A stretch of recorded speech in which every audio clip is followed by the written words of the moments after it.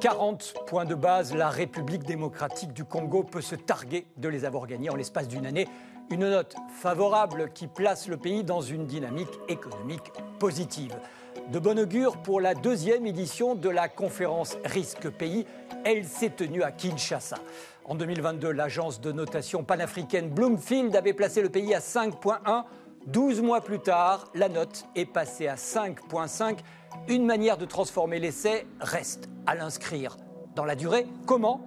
Eh bien, je vous propose de regarder. Cet exercice est un exercice endogène. C'est voulu par la République démocratique du Congo. C'est l'occasion d'un dialogue avec toutes les parties prenantes, au premier rang desquelles le secteur privé. Et nous pensons que c'est aussi l'occasion pour les observateurs extérieurs, les agences de notation, de jeter un nouveau regard sur ce que nous faisons. Et je pense que certaines d'entre elles vont également se livrer à une évaluation de notre situation. La République démocratique du Congo reste confrontée à de réels défis, au nombre desquels figurent l'insuffisance des infrastructures, les taxes arbitraires ou l'insécurité dans l'est du pays. Un climat anxiogène qui a pu rebuter certains investisseurs. Ces dernières années, le gouvernement a donc accéléré les réformes et mis l'accent sur la performance macroéconomique, une gestion responsable des finances publiques et un système financier stable. 3 facteurs pour asseoir la crédibilité du pays, notamment à l'endroit des investisseurs privés. En règle générale, je dirais que c'est une très bonne chose et ce sont de très bonnes initiatives parce que là, on sent quand même le désir du gouvernement de vouloir bien faire. De quoi ne pas reléguer dans un angle mort la question sociale, celle de la création d'emplois et de la création des richesses. Et si la RDC possède de très vastes gisements de minerais, l'heure est à la diversification de son économie. Elle doit en former la pierre angulaire et si les banques accompagnent les ambitions de diversification et de croissance, elles plaident pour une politique performante qui allie transparence et traçabilité.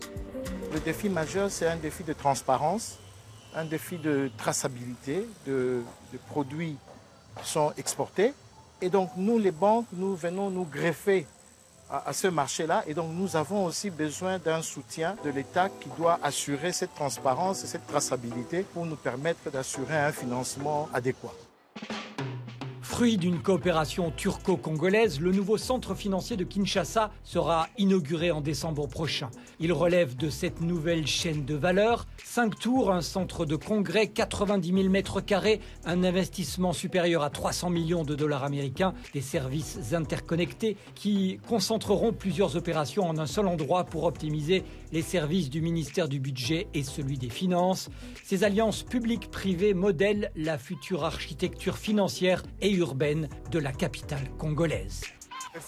Ce sera un centre financier, mais également un centre gouvernemental pour la RDC au cœur du pays.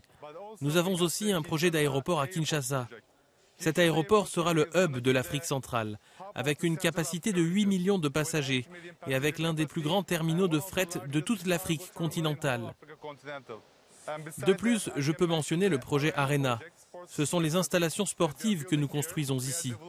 Nous développons les compétences des travailleurs congolais dans le pays. Nous avons également créé une académie pour former les Congolais. Ces investissements apporteront donc une valeur ajoutée au pays ainsi qu'à son environnement des affaires. Des défis restent à relever avec plus de 80 millions d'hectares de terres arables et des conditions climatiques favorables à une exploitation toute l'année. Le pays connaît une production trop faible. Plus de 80% des produits alimentaires de grande consommation sont importés. On l'aura compris, la politique agricole doit être optimisée. Elle permettra à la République démocratique du Congo de se refaire une place de géant à l'échelle internationale, un cercle vertueux pour les investisseurs. Nous avons octroyé 40 millions pour faire les pistes rurales, pour approvisionner la province de Kinshasa, pour permettre justement aux agriculteurs, aux coopératives d'acheminer leurs récoltes. Nous avons également mobilisé 41 millions pour donner l'électricité à 200 000 habitants dans la ville de Cabinda. Mais on n'aurait pas pu faire ça s'il n'y avait pas eu d'accord avec le FMI. Et pour qu'il y ait accord avec le FMI, il fallait que des réformes se fassent. Donc la RDC, moi je le vois de cette manière-là. Il ne se passe pas un jour où je n'ai pas une entreprise française où elle a cette envie de venir.